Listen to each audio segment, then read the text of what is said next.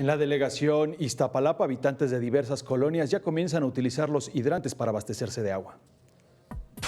Ante el desabasto constante de agua que sufren habitantes de diversas colonias en Iztapalapa por el estiaje y las fugas ocasionadas por los sismos de septiembre, la delegación continúa apoyando mediante la distribución de agua por medio de 79 hidrantes y así cubrir la necesidad de líquido.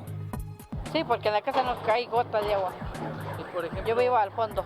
Tiene como 8 días que está este hidratante de agua, pues porque nos hace mucha falta. Las autoridades delegacionales tienen previsto colocar 200 hidrantes en todo Iztapalapa y aunque saben que eso no resuelve el problema de la falta de líquido, aseguran que sí ayudan a agilizar la distribución y satisfacer las necesidades básicas.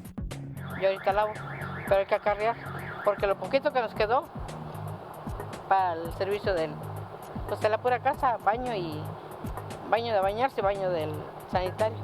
El procedimiento de llenado consiste en que los vecinos se abastezcan de agua con cubetas que llenen en los hidrantes, los cuales tendrán 2 llaves para que igual número de usuarios puedan llenar sus recipientes al mismo tiempo. Esto permitirá que una pipa llene el depósito y mientras la gente toma líquido, el carro tanque vaya por otro viaje para mantenerlo abastecido. Al día pues agarro como unos 30 botes de 20 litros, como 20, 30 botes de 20 litros, sí. Pero son 6 en mi familia, somos 6 en la casa. Me paro desde a las 5 de la mañana y termino hasta como a las 11, 12. Lo que tengo que llenar.